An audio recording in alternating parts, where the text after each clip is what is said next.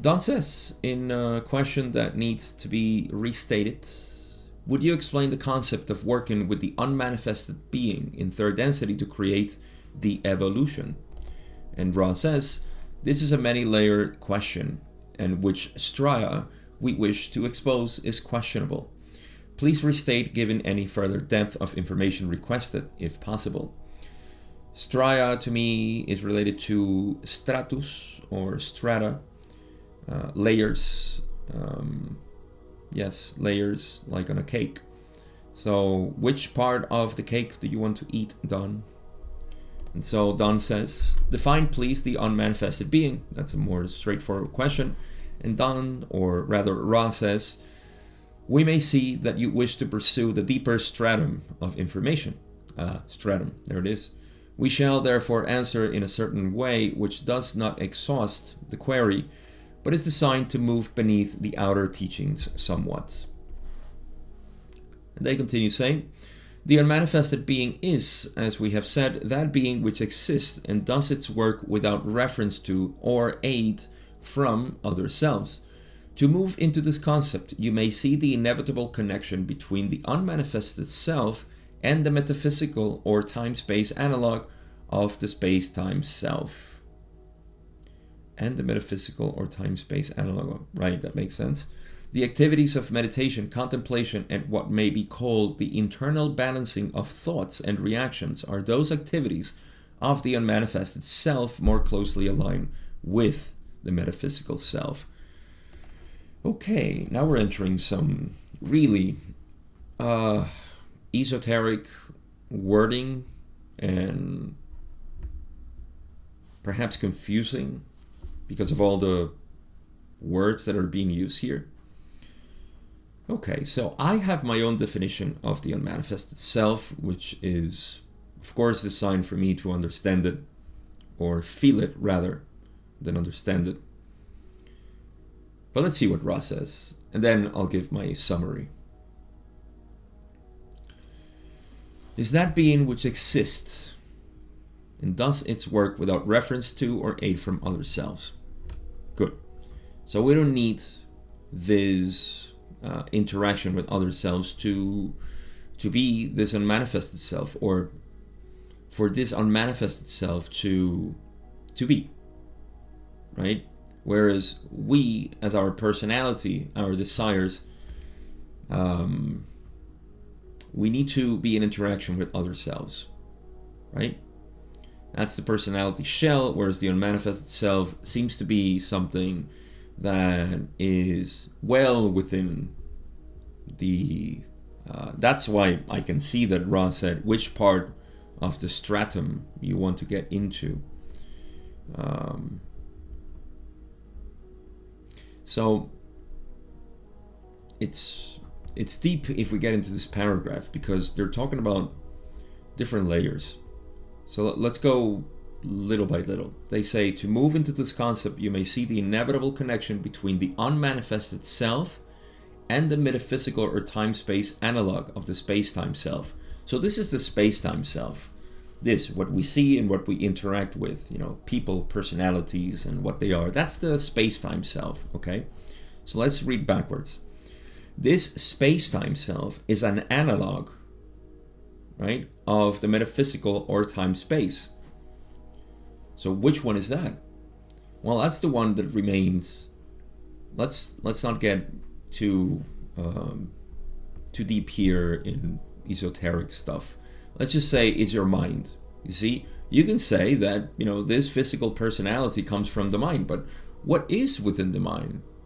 When we get into the mind, then it becomes very abstract and weird to compare it with this, what I do, what my behaviors are. This is the space-time self. Then there is the mind self, or the metaphysical self. We should see it this way, instead of seeing like, oh, it's a ghost out there with 7 energy centers and so on. No, the mind can be seen, or what's within the mind can be seen as being part of time-space. And so we can see it that way. All that makes up this space-time self is the time-space, which seems more real. It's actually more real because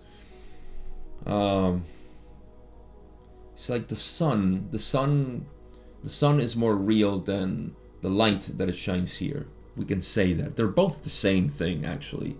It's not different. But we can say, well, the sun is the source of it.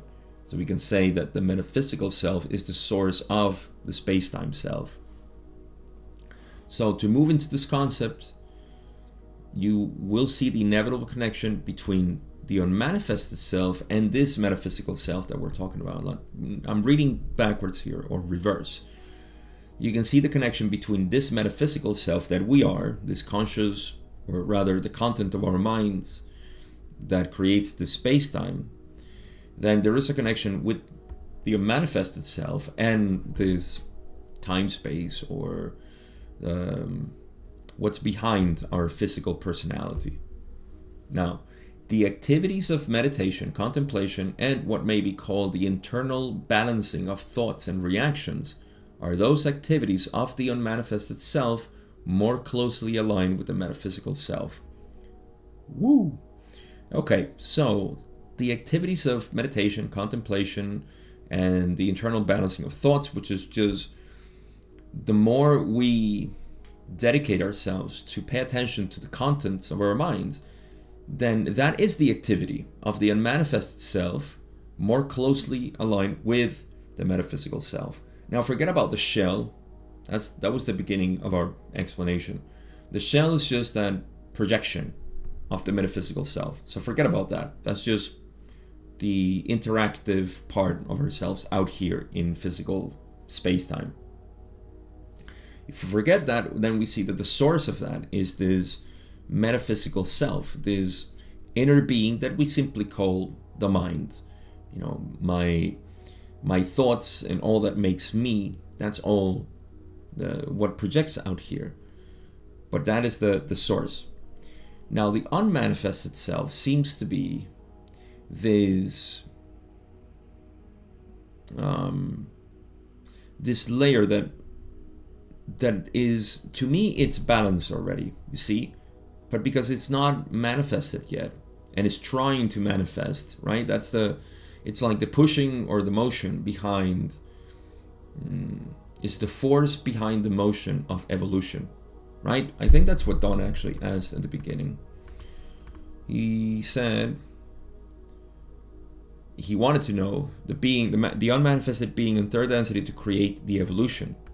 So the unmanifested self, to me, seems to be that that force that pushes the mind.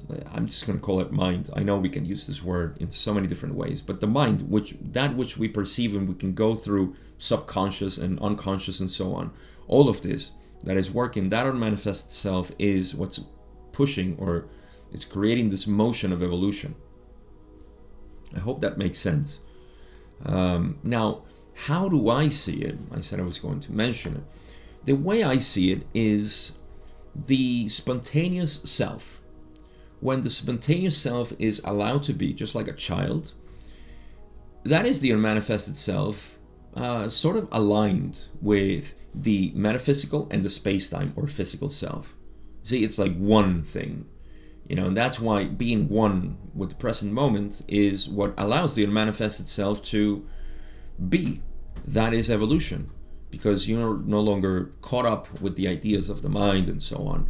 And that's why Ra says that, yes, it's beautiful. Meditation, contemplation, and what may be called the internal balancing of thoughts and reactions. That's the work of the unmanifested self. It's almost like trying to put the pieces together for the from the unmanifested self to the manifested self in mind and then in space-time. Hope that made sense. It's something that we can definitely talk about for longer, but let's move to the essence of this video. Question 6.